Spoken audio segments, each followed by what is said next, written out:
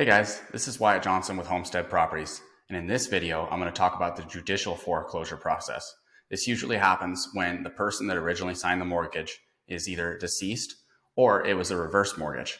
Now, a reverse mortgage is when you have a property that's basically paid off, right? And so it's worth a bunch of money, but only if you sell it. Well, the bank gives you a loan based on what the house is worth, and they pay you that money every month. So it's almost like income. And then at the end of it all, you have to pay them back or sell the house or something of that nature. Now, judicial foreclosures are different from the normal foreclosure, non-judicial, because there's actually a court case that happens to start the process.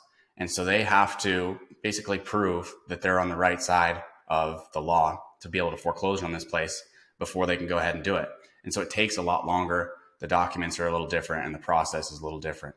Now, it seems like this happens a lot on inherited houses because someone's older relative got a reverse mortgage and then they pass away and the reverse mortgage forecloses. And it's worth saying that the reverse mortgages have different reasons why they can start the foreclosure process. If the person that started the mortgage isn't paying the taxes, or they aren't taking care of the property, or they aren't living there anymore, or maybe they're deceased, those are all reasons that they can start the foreclosure process on a reverse mortgage. And so catching up payments and things of that nature, like you would on a normal foreclosure, isn't as effective with reverse mortgages, or doesn't work in as many cases. And to be honest with you, it seems like most of them end up getting paid off because the house gets sold or it goes to auction, something of that nature. So the timeline on a judicial foreclosure can be years versus a normal foreclosure. It's usually, less than a year. So here's what a notice looks like that you might get from a judicial foreclosure.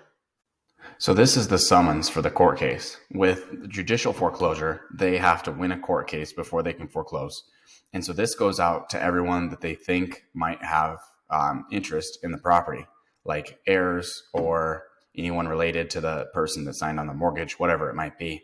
And this gets posted in papers also. But basically it says, if you have an interest in this property, you can show up to this court case and, you can show up to the court case. That's ridiculous. You can let them know. I think there's a form you fill out or something of that nature to let them know that you have something to do with that property. This says that if no one shows up for it, they're going to get a default judgment to be able to foreclose on the property. And so then they have to go through some other court actions and stuff to make that actually happen. But I think, you can stop things if you show up to one of these court cases. I don't know how that goes because I've never been involved in one where that actually happens. But you can see here where it says the address of the property, and it also says the address of the property up here usually. So that it's your property that they're going after. And then the next thing that's going to happen, once they get through that court case and they're able to get a judgment on the property for the foreclosure, there's going to be another document that comes out like this. And this is the notice of the entry of the judgment. And basically it says that they were able to foreclose on it. And I think it also shows the actual foreclosure documents. So this is what says, how much they owe on the loan and things of that nature. So 150,000 or 55,000 total, and 151,000.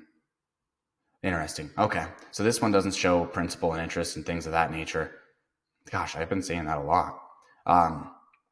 But it does show kind of what the total amount owed is here. And this is the same as a non-judicial foreclosure, where that amount is going to increase as it gets closer to the sale.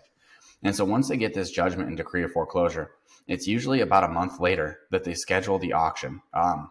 And that's when they first schedule it. So they schedule it for a couple months out. So it seems like 3 months after this judgment comes through, then the auction actually happens. And these auctions will happen at the courthouse, at least in Yellowstone County,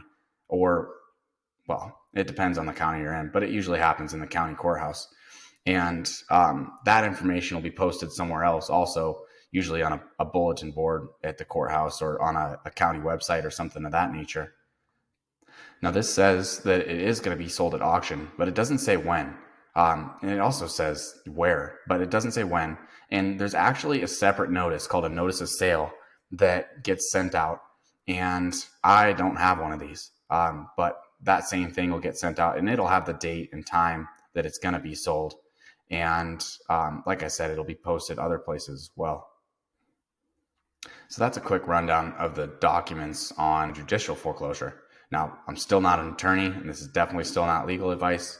This is just everything I've seen with the ones that I've dealt with.